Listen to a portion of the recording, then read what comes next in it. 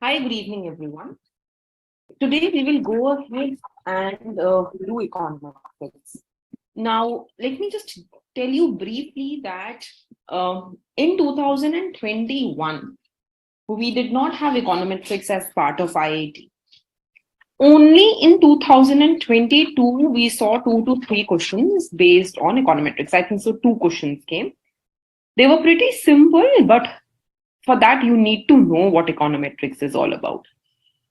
Additionally, when we talk about other than IIT exam, GATE of course has econometrics. But when I talk about ISI, DSC, DSC used to be an econometrics intensive paper till I think so 2016 or 17. But then they stopped giving econometrics. CUET and other entrance exams will have very basic level of econometrics. What I do in these 3-4 live lectures, that should actually suffice majority of the entrance exams, including other entrance exams like IGIDR, Gokhale, SAU, etc. Still, if you want to go ahead and you want to know more of econometrics in thorough detail, then in the recordings, you will find the recordings of Gujarati chapter by chapter, from chapter 2 to chapter 11, whatever has ever been asked in any entrance exam, including the entrance exam, still PhD, only this is asked. So from chapter 2 to 11, you will find the entire Gujarati recorded. You can go ahead and have a look at it. But as far as econometrics is concerned from IIT point of view or any other entrance exam point of view, I am going to go ahead and cover only what is important from these exams, but feel free to go ahead and look through those videos also and solve those questions also. Okay, so let's today talk about the linear regression in 2-variable model. Now, when I talk about linear regression or econometrics, we usually do 2 kinds of models. One is called a simple linear regression. One is called a multiple linear regression. When I talk about simple linear regression, this is when I have 2 variables. When I say 2 variables, I mean one X and one Y. And when I talk about multiple linear regression, this is when I mean more than 2 variables. So Y to ek hi rehta hai, but X is increased. So I can have X2I, X3I, and so on. The aim of today's class is to get you through the 2-variable model, to do this part first. So the most famous example that most of the books, including Gujarati, gives is that let's suppose that we have a data of Y's and X's, where Y basically represents the score of students, the marks obtained by students. And X basically represents the income of a family. And what we will always imagine is that, so this is what regression has been, that as the family income increases, as X increases, we would expect Y to increase. And the reason that they give is that, if a family is well-to-do off, then they can send the child to a better school, they can maybe afford the tuitioning fees, etc., and therefore the child might score more. So what happens is, this is just what we want to check. We want to check whether this relation actually holds true or not. So Y is basically my dependent variable, the score of the student, and it basically depends on the income of the family. So the income of the family is called the independent variable. Of course, this may not be the only independent variable. I can say that score of the student also depends on the hard work he puts in. The score of the student also depends on how much how much their parents have studied, what is the educational background of the parents. The score of the student may also depend on maybe if I talk about score in CBSE, it may also depend on the region. right? Whether you are doing it from Delhi or whether you're doing it from any other state, because this is a state board exam, so state can play a role in it. So basically, it's not the case that I will only have one variable on which score may depend. Score can depend on multiple variables. But when it depends on one variable, when I say yi depends on only one xi, then it is a simple regression model. And a multiple regression model is when yi depends on more than one xi. So it can depend on the hard work of the student, it can be x2y, and the income of the parents, it can be x3i. This multiple regression model I will be looking into tomorrow. Okay. So now what we can do is we can go ahead and divide the income variable into 10 classes. 10 classes mean what? I cannot club the income. So I'm going to go ahead and make some classes. Just for example, I can say, okay, let's take the income level to be between $0 to $1,000. Then the next income level can be $1,000 to $1,500. Then $1,500 to $2,000 and so on. So here I am saying everything below $1,000 is going to come here. And then I have these intervals of 500 each. So like that, I can go ahead and I can make different intervals. And for each of this interval, I can go ahead and I can bring out the score. So I can say, acha, theek hai, the interval is 1,000 to 1,500. What is the score of different students? So, maybe I have some students whose parents' income falls in this group, and their score out of 100 is say 80, 75, 82, 87, 86, something like this. These are the different scores of the students. And then I find out all those students whose parents' income level is between 1,500 to 2,000. And then this between 1,500 to 2,000, I will again go ahead and I will find what is the score of the students. So again, I will make this that, okay, students have scored 85, 87, 89, 90, 72. There can be an outlier also like 72, 92. Okay, so like this, what I will do is for each class of income, I am going to go ahead and I'm going to find the score of different students. And I'm going to go ahead and mark it like this. Just say, okay, X1 represents the income class of 1,000 or less. And these are different scores of the student. These black dots, they represent different score of the student. Just this can be 68 marks. Then this can be 70 marks. This can be 71, 72, 74. These can be different scores of the student. Then I will go to the next class. Then I will go to class X2. X2 can be the class which is from 1,000 to 2,000. And in between that, I will find different scores of the student. Then between 2,000 to 2,500, whatever classes we have made, for each of that class, the black dots will represent the scores of the student. Now, once you have measured the score of the student, the next aspect is to go ahead and measure the average of those scores given a particular class. So just for example, here I say that, okay, what is the score of the student between the class 1,000 to 1,500? These are the different scores, 80, 75, 82, 87, and 86.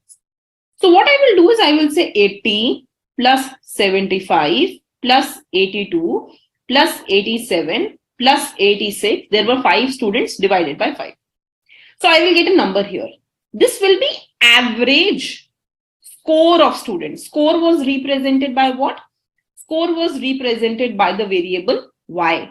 So I can say that this is average. This is expected value of yi, average of yi. But given that the income level is this income level between 1,000 to 1,500. So given that the income level is 1,000 to 1,500, I found an average, and this is the average of those marks. Similarly, for each class, you will do that. So either you will find again an average. So you will say, okay, this is 85 plus 87 plus 89 plus 90 plus 72 plus 92. How many students are there? 1, 2, 3, 4, 5, 6. So you will divide it by 6. You will get some average. So you will say this is the average score of students, but given I am doing it for income level between 1000 to 2000, not 1000, 1500 to 2000. So for each class, you will go ahead and you will find the average. That average is represented by these pink dots. Given the income level is X1, the average of only the students who belong to that income level was this score. Given the income level is X2, the average of those students whose income fell here was this. Then the next average was this, the next average was this, the next average was this. These averages, they are called the conditional means. Why conditional? Because they're conditional on level of income. If I change the income, the average will change. Given the income level, I am finding these averages. And when you join these conditional means through a line, what you get is called a regression. Actually, it's called a regression line, or from here, I will develop what's called a regression function. So for now, this is called a regression line. So how am I getting this regression line? I am getting this regression line by finding a line which passes through the conditional means. By joining the conditional means together, I get a line, and that line is called the regression line. So this is what we have done. We have gone ahead and we have joined these averages together. And by joining the averages together, we have got a line. And this line is through the conditional means. And it is called a population regression line. Why population? Because I am doing it for the entire data as a whole for now. Okay. So now, if this regression line that I get, if this is upward sloping, what I got in our case, that means there is a positive relationship between y's and xi's. That means that as the income of family increases, on an average, because I'm finding conditional mean, I will use the word average. So on an average, the score obtained by students will increase. But I may get a downward sloping line also. That means that there will be a negative relationship between yi's and xi's. So as my xi's will increase, the value on an average of yi will actually decrease. In our case, we are getting an upward sloping line. So we can say that as income increases, on an average, marks scored by students increase. This word is important, on an average, because we are going ahead and we are finding it through the conditional means. So the word on an average becomes important. Now, how do I write this mathematically? So note that whenever you write a line, the equation of the line is y is equal to mx plus c. C is this constant, m is the slope, y is the y variable, and x is the x variable. For our case, the y variable is the conditional mean because I joined the conditional means together. So therefore, my y variable is e of y given xi. It is the conditional mean. This constant, we can say that this constant is beta naught. It's just a constant. It's the value of this y when I have x as 0. This is just the intercept of my line.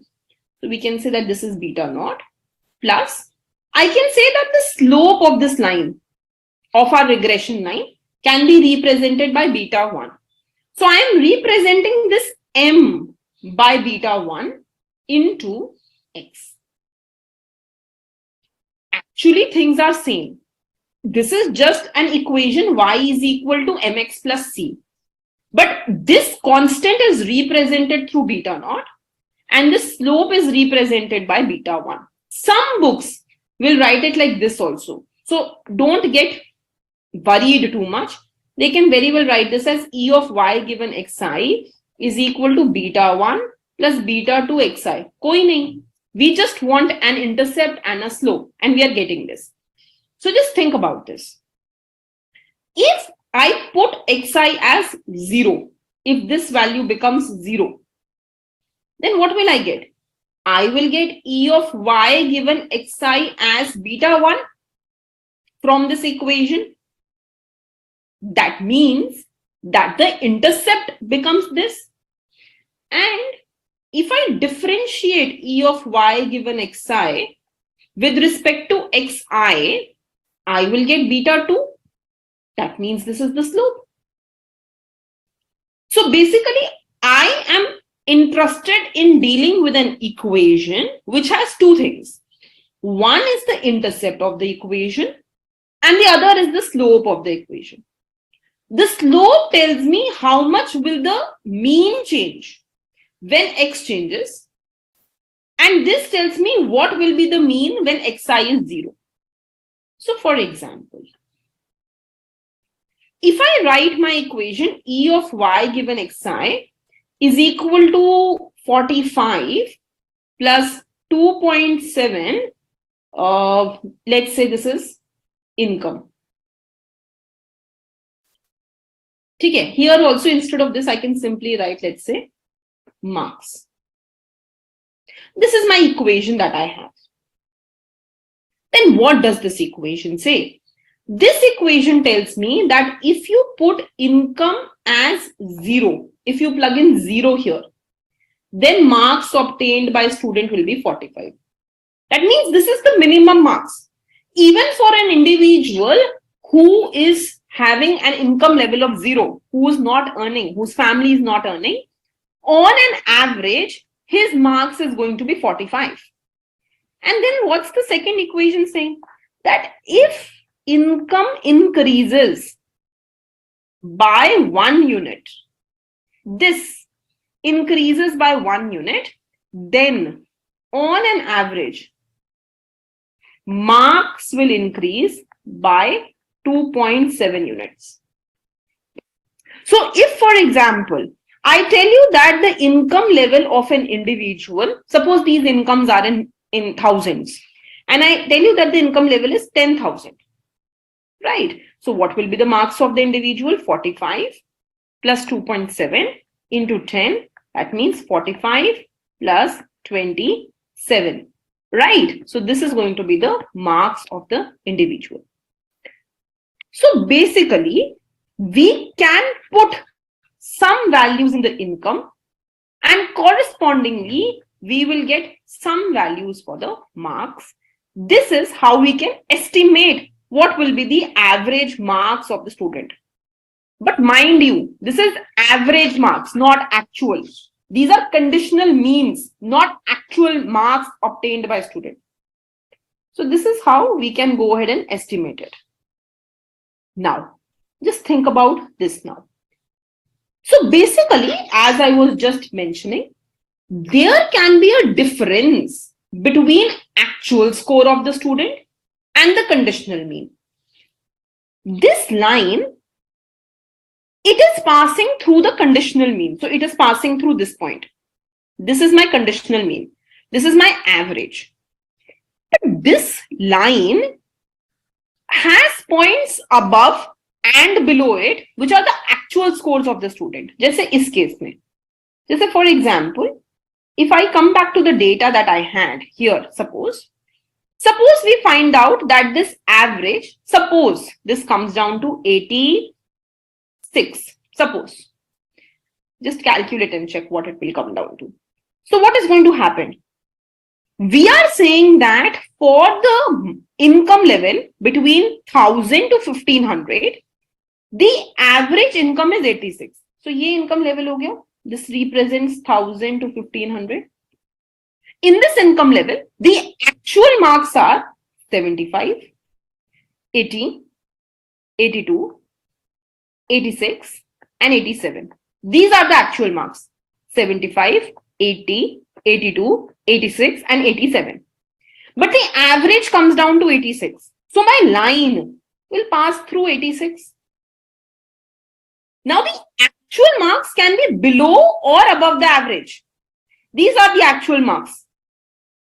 They can be below or above the average. You cannot predict the actual marks of every individual. You can only predict the average marks.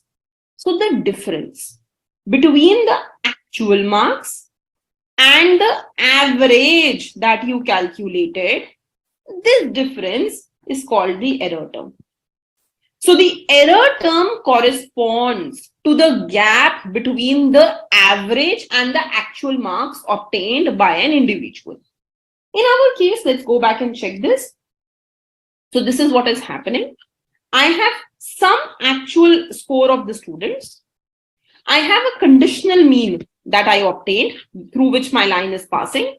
The gap between the actual and average, that becomes the error. So if you notice, some errors will be positive. Y minus E of Y given Xi, it can be positive. These are positive errors. And some errors can be negative. जैसे यहाँ पर, these are negative. Y minus E of Y given Xi, this is less than 0. These are negative errors. So what is going to happen is that at any point of time, you will notice that some errors are positive and some errors are negative. But the average of the errors, this is what the theory suggests, is going to be equal to 0.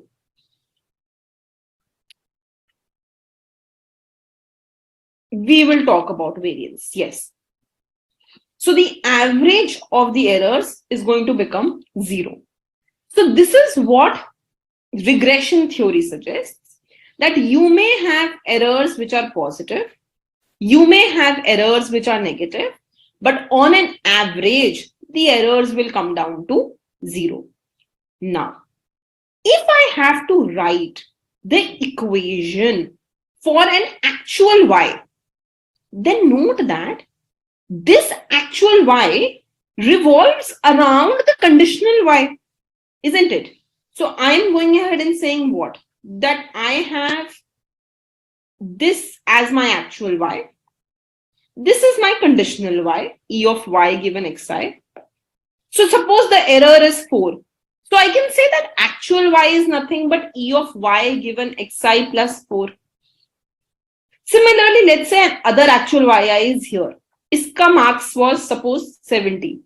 Average is 86. 16 ka gap hai. So I can say that actual yi is E of Y given Xi minus 16. From the conditional mean, if you subtract 16, you will get the actual marks. From the conditional mean, if you add 4, you will get the actual marks.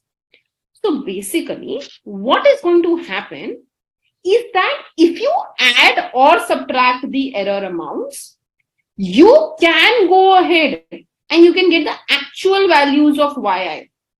And that actual value will be revolving around the conditional mean with some error term. It has to be around these conditional means only, right? Either you have to add something or subtract something, but it has to be around this conditional mean.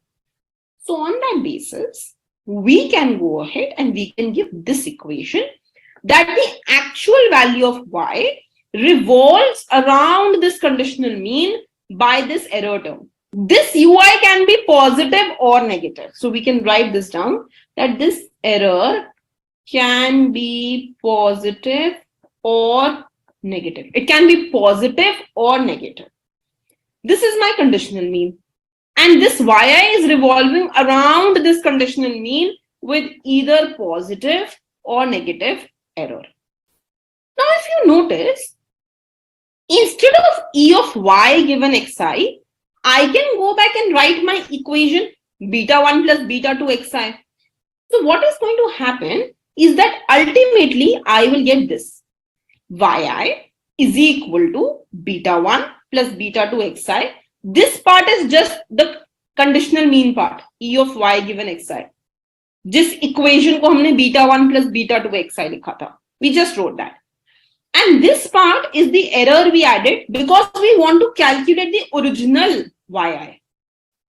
So in this, The beta 1 plus beta 2 xi, it is called deterministic or stochastic component. And the ui, it is called the random or this is deterministic or non-stochastic component. And the error term is called the stochastic component. Stochastic का मतलब ही random है. So error is random in nature because error can change. For some yi's error will be positive. For some yi's error will be negative. So this error has a randomness in it. But this conditional mean is fixed, right? ये तो एक value आ गया. So conditional mean is non-random in nature. So we can say that this is non-random in nature. And we can say that error term is random in nature. Now, an important question arises. Why do we have error term? Why can't we exactly tell the marks of each and every student? Why will we commit this error? So the first reason of committing error is called omitted variables. See, we cannot account for each and every variable in this on this earth that is affecting my y. Let's say, for example, I said that yi, which is the score of the student, is affected by the income of the parents. But we know that the score of the student is not only affected by income, but it is also affected by hard work. I skipped this variable of hard work. So this part, the amount by which hard work will tell the score, that will go in the error part. Suppose I also account for hard work. I make this model. Then you may say that ab to error nahi aana chahiye. I have accounted for income also and hard work also. But maybe the score of the student is also affected by peer pressure. How is his group? How is his friendly circle? Are they studious or not? I didn't account for that. Then you tell me I will account for this also. Then you may miss on the fourth factor. There can be some factors which you will never think of, which you will never account for. So there is always a chance that you will miss some of the factors, and because of the omission of the variable, that will come in the error part. That is where you will make a mistake because you did not account for everything. That's the first reason. The second reason is called non-linearities. Now, let me explain you this through the famous example of experience. So usually what happens is that we say that, when you initially increase your experience, your salary increases at a very high rate, at an increasing rate. And then after a point of time, as you increase your experience, it increases, but at a decreasing rate. It does not increase at an increasing rate. Other can also be related to the spending. So, for example, initially, when my salary increases, I do spending at a particular rate. And later, as it keeps on increasing, as I have fulfilled my necessities, I change my spending at a particular rate. So it will not always be the case that you will have a linear relationship. But as I will show you, this is simple linear regression. We want to estimate linear relationships. So those non-linearities which are involved in my model, I will just miss out on those. They will just be accounted in my error term. They will just show up as higher error because I did not account for the non-linearity which actually exists in my model. The third is called measurement error. Now this measurement error arises because you did not measure the variable correctly. Let's say, for example, in a family, the income should have been measured by the income of all members of the family, mother, father, grandparents, etc.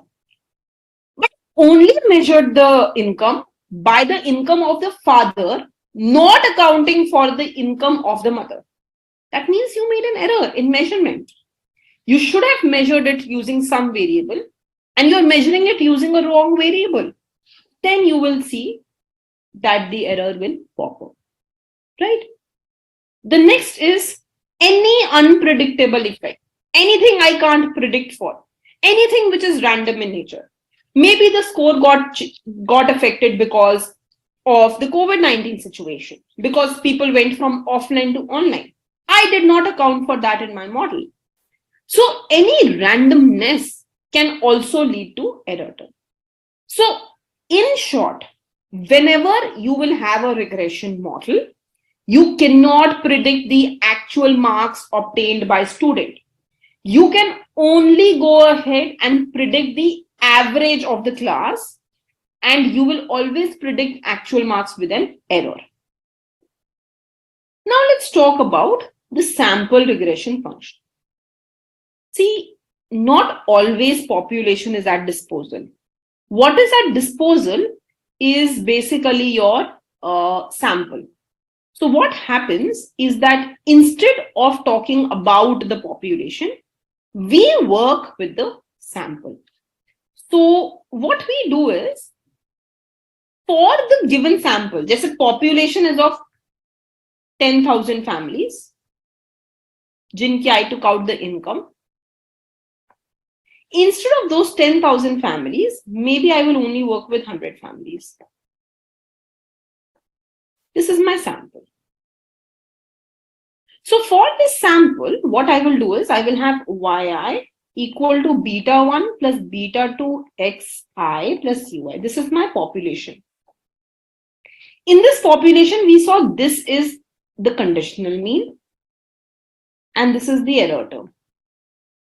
From this, I will talk about the sample. So, iske corresponding, we write a sample regression function. And how do I write that? Instead of e of y given xi, its corresponding value in the sample is called yi hat. Instead of ui, its corresponding estimator in the sample is called ui hat. So this becomes yi equal to yi hat plus ui hat. These are the corresponding estimators of the population in the sample. I am trying to estimate conditional mean of population using conditional mean of sample. Conditional mean of sample is written by yi hat. Error of sample is written by ui hat. Some books will write error of sample by ei also. It is the same thing. So it can be written as yi hat plus ei. This is yi. Similarly, if I want to ask what is the estimator of beta 1 in the sample, it will be written by small beta 1 will be written as b1 in the sample plus b2 xi plus ei. ये sample की equation बन जाएगी. Process is the same. I am finding the mean, passing a line through it, but I am finding it for the sample. Similarly, instead of b1s and b2s, I can also use hats. So if I have to write the equation for the sample, I can write yi equal to beta 1 hat plus beta 2 hat xi plus ui. This is also for the. So when you use for the sample, you either go ahead and you use b1s and b2s, or you go ahead and use beta 1 hat and beta 2 hat, yi hat, etc. Let's come back and see. So this is the equation corresponding to my sample. I have used b naught as an estimator of beta naught. I have used b1 as an estimator of beta 1. And I have used ut hat as an estimator of ut. So sample counterpart ho gaya b naught and b1s. Population mein ho gaya beta naught and beta 1. Now this is how a sample regression function looks. Just same as population regression function. But the question is, how is this different? See, imagine that I have a data of 10,000 families. Now I told you कि इसमें से 100 families निकालो, that will come down to your sample. Just think about this. I can take any 100 families. Suppose the first time that I found out 100 families, I got my regression function like this. ये line मेरी बन के आई. The second time that I again found 100 families from these 10,000, I instead got my regression function as this. Then again, I may want to find again 100 families. When I did that, my regression function came down to be like this. So each time you will take a sample from the population, you will have a set of data. And for that data set, you may get different regression lines, right? So each sample will come from different sample regression function. Now, in the sample, the error term is EI. It is what? It is the difference between actual value. So actual value जैसे ये हो गई. And estimated value. Estimated value means that comes on the line. So the gap between the two, that represents the error term. Now, what is the aim of econometrics?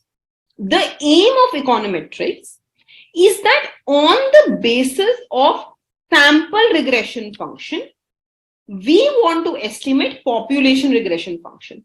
मैं आपको सिर्फ 100 families का data दूंगी. उसके basis पे you have to tell me about the 10,000 families. You have to tell me how the line for the 10,000 families will look. So imagine, suppose this is the sample regression function. This is based on those 100 families. This is the population regression function. This is based on those 10,000 families. अब एक बारी सोचो, data same है, एक मैं yi pick कर रही हूं, so I pick up this yi. If I go to the sample regression function, sample बोलता है कि इस पर्टिकुलर क्लास के लिए जो एवरेज वैल्यू है, that is this much. This is what sample tells me. And population tells me that for this particular class, the average score is this much. The difference between yi and estimated value, that is my error that I am making. So according to the sample, this is the actual value of yi, I suppose. This is what my sample tells me. The error is this much. This is the error my sample made in predicting the marks of the student. This is the actual value. This is what my population tells me. So this is the error that my population has made. So the error made by my sample is more than the error made by my population. In particular, we see that this is the intersection point. Below this intersection point, the population regression function is above the sample regression function. So, in this case, jitna ye wala highlighted region hai, we can say that sample is underestimating the population. So, when will sample underestimate the population? If the population regression function lies above the sample regression function, in this case, the population is underestimated. क्योंकि sample बोल रहा है बस इतना ही score है on an average, but population के हिसाब से average score ऊपर है. So sample is underestimating the population. Now just go ahead and look towards this side. On this side, we see that sample is above, population is below. So sample says that look, average score itna hai. But population says that average score is only this much. So sample is giving a value of average score more than the population. It means that sample is overestimating the population. So towards the right hand side of the intersection, we see that sample overestimates population. Over क्यों कर रहा है? क्योंकि उसकी value से ज्यादा बता रहा है. पहले अंडर क्यों कर रहा है? Because population से कम बता रहा है. So we need to understand when sample overestimates and when it underestimates. Now come below and let's talk about linearity. This comes in multiple CUET, IGIDR, multiple exams. So earlier JNU अलग से it used to be. JAMI also. So the question is, what is linearity in econometrics? Linearity is always linearity in parameters and not linearity in variable. We are always checking that the parameter should be linear. Beta 1 and beta 2 should be linear. Variable से हमें लेना देना नहीं है. So have a look here. The variables are coming linearly. Parameter is also coming linearly. So this is linear in variable and parameter. Now have a look at the next one. The variable is coming non-linearly क्योंकि x1 square हो गया, xi square. So variable is non-linear, but parameter is linear. Beta 1 and beta 2 are coming linearly. So this is linear in parameter. मतलब this is a correct linear regression model. ये हम run कर सकते हैं. It is linear in parameters. This is correct. This is correct. Now come to the next one. Variable is coming non-linearly, but parameter is coming linearly. So variable में non-linear, parameter में linear. This is also correct linear regression model. We can run. Come to the next one. Parameter is coming non-linearly. Variable को कुछ करना ही नहीं है. This is not the right regression model. We cannot run regression on it. Regression cannot be run. So whenever you see parameters coming non-linearly, जैसे yi is equal to ln beta naught plus xi ln beta 1 plus ui. I cannot run regression. But if I see yi is equal to beta naught plus beta 1 ln xi plus ui, I can run regression. So I have to check that my variables can be anything, but my parameter should always come linearly. Parameter ऐसा नहीं होना चाहिए 1 by beta naught, 1 by beta 1, e to the power beta 1. All this should not be there. Okay. Now let's talk about the method of OLS. So basically what happens is that अब मेरे को ये समझ में आ गया that I want to estimate sample के through population. So sample will give me beta naught hat, beta 1 hat. And इसके through I want to estimate population के true parameters beta naught and beta 1. The question is, what is the right value of beta naught and beta 1? क्या beta naught beta 1 का formula हो जिससे हम population के beta naught beta 1 को correctly estimate करें?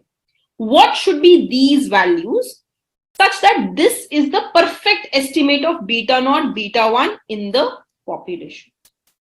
Well, it will be those values which will minimize my error, which will minimize my residual. Error को residual भी बोलते हैं.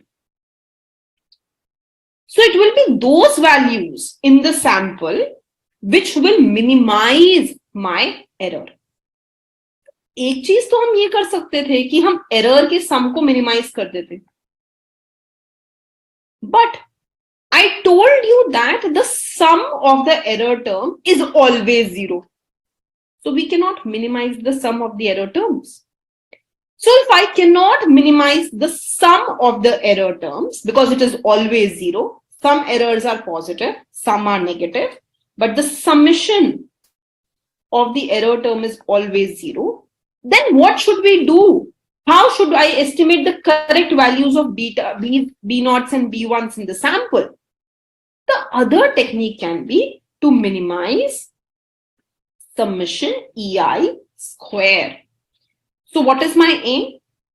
My aim is that in this sample, whatever sample equation I have written, I want to go ahead and I want to find out B0 and B1 such that my error is minimized. I want to commit the minimum error possible. I cannot do it using sum of error terms. So I'm going to go ahead and use the summation of the square of the error terms. There are other two reasons why we go ahead and use summation EI square. The first reason is it removes the sign of the error. See, I am not concerned whether the error is positive or negative. I am just concerned that the error should be minimum. मुझे फर्क नहीं पड़ रहा अभी that once I have this conditional mean, whether the actual yi is here or here, I am considered that this gap should be as less as possible, that this error should be minimum. So I am not concerned with the sign of the error term. When I do summation EI square, I'm squaring the error term, it removes the sign. The second thing it does is that it penalizes the large error. So imagine if you commit an error of -1, so error ka square 1 ho jayega. But if I commit an error of -2, then its square will be 4, which means that if error is more, then it will show it as even more. It will go ahead and it will show it even a higher and higher number. So it will penalize the large error. It will show that is pe itna focus mat karo. This is just 1 in the square terms. Focus on this aspect. That is why using summation EI square is the best thing. That is why it is called the OLS method, ordinary least square. I want to minimize the sum of the squares of the error. I want to bring the least, the sum of the square of the error. So how do I do this? Very simple. I find what is my error term. So how do we write the error term? The error term is written as EI is yi minus yi hat. Simple. Actual value of y minus जो आपकी regression equation पे estimated value थी. The gap between the two is the error term. Then I go ahead and I square this error term. Then I go ahead and I bring a summation over this error term. And this is what I will get. This is my first part. Then instead of yi hat, this is nothing but it is beta 1 hat plus beta 2 hat xi. So what happens is I will just open this yi hat and I will get this part. Now, what was my aim? Choose beta 1 hat and beta 2 hat in such a way that it minimizes your error, sum of the square of the error. So I have to choose beta 1 and beta 2 hat, right? तो उसी के aspect में तो differentiate करेंगे to minimize that. So I differentiate this once with respect to beta 1 hat. Now see how I will differentiate it. I am just using the chain rule here. So 2 is going to come down. This has been asked multiple times earlier in JNU paper. Which of the following is normal equation of OLS? When you differentiate these are called the normal OLS equations. So you have to understand normal equation kya hoti hai. So I differentiated this with respect to beta 1. This 2 comes down here, then into summation of this as it is. And when I differentiate the inside part with respect to beta 1 hat, I only have beta 1 hat here. So uska differentiation will be -1 and I equate this to 0. Achha, just think about this. -1 can come out, so it will be -2. And if I just think about this, isn't yi minus estimated yi error term? So isn't just this summation EI equal to 0? So the normal equation number 1 also tells us that the sum of the error term will be 0. From this normal equation, I have showed that the sum of the error term is 0. Okay, now come down to the second normal equation. You differentiate this with respect to beta 2. So how will you do that? Again, this 2 will come down. Then you will write everything as it is. And with respect to beta 2, when you will differentiate this part, you will get minus xi. And you will equate this to 0. These two equations are called the normal form equations. Now, if I just keep yi on this side and bring the other things on the other side, the first equation will give me summation yi is equal to summation beta 1 plus beta 2 summation xi. And if I go ahead and I solve this equation, so the 2 will go on the other side. That will become 0. Xi will be multiplied because it is getting summed up. So I will have summation yi xi minus beta 1 hat xi minus beta 2 hat xi square equal to 0. And when you will bring this on the other side, you will get this. Summation yi xi is equal to beta 1 hat summation xi, that will go on the other side, plus beta 2 hat summation xi square. This is very interesting.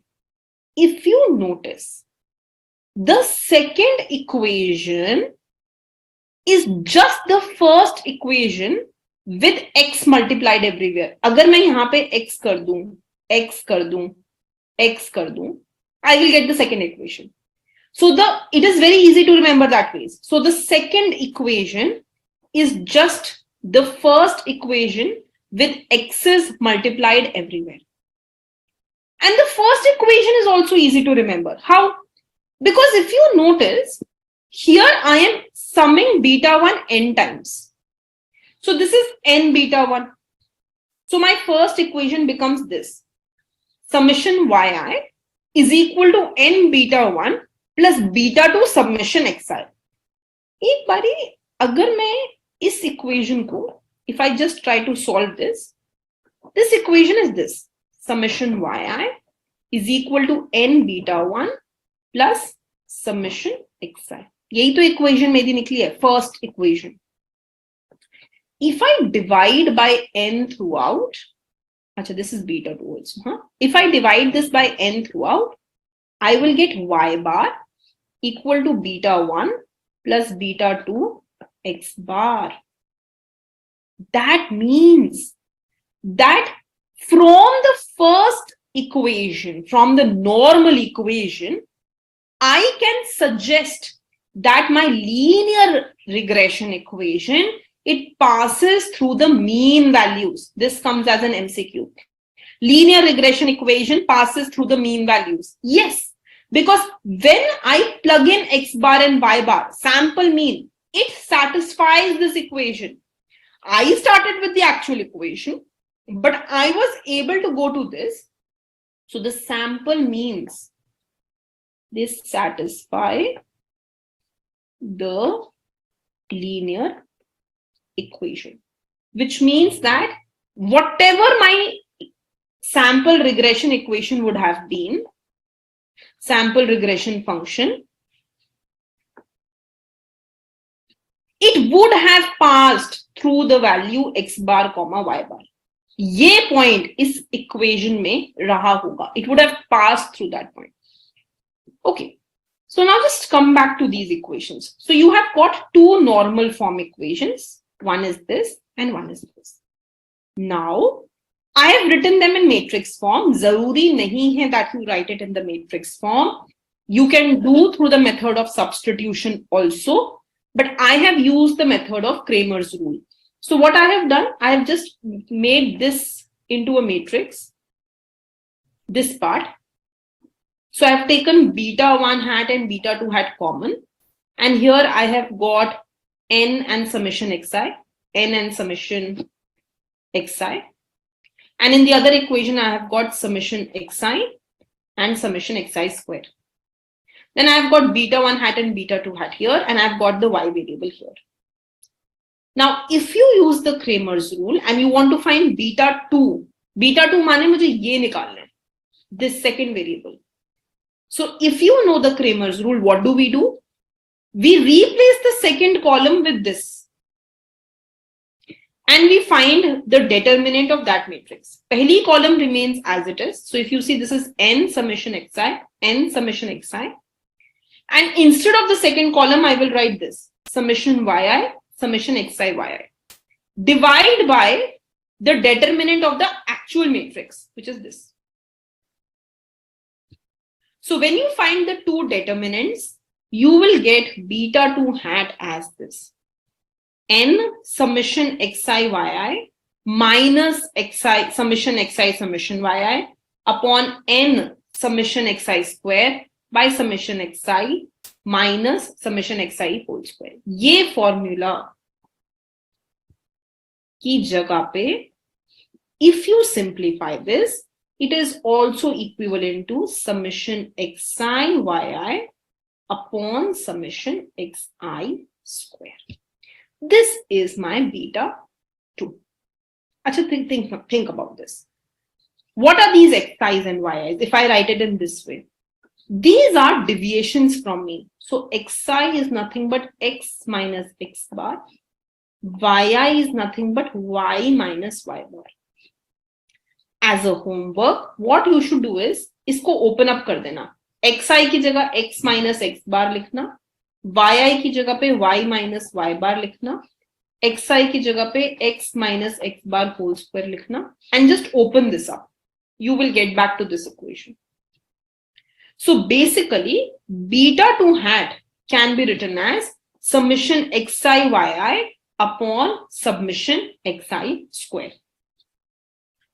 And beta 1 hat, वो तो मेरा first equation से ही आ गया था, because the equation passes through the mean values.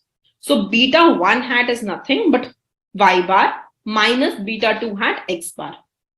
Here I have already estimated beta 2. It is summation xi yi by summation xi square. So suppose I have some value here. I will know the mean of y, the mean of x. I can find the intercept term also.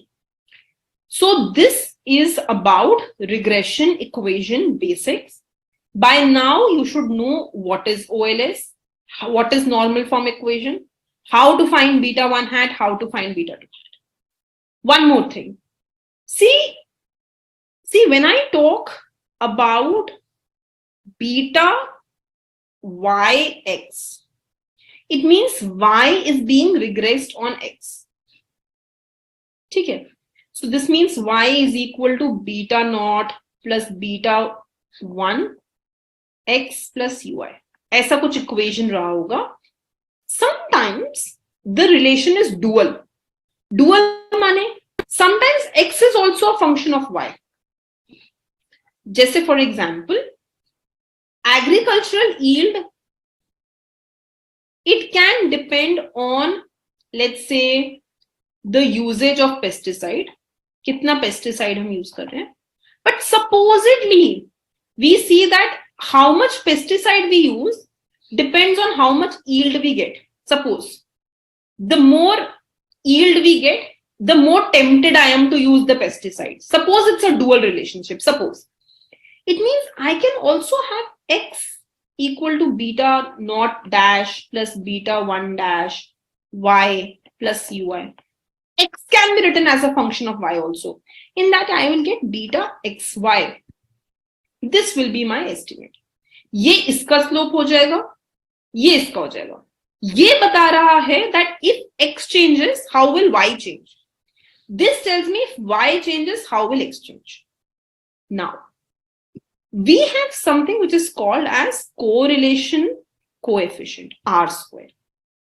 This R square basically is summation xi yi whole square upon summation xi square summation yi square.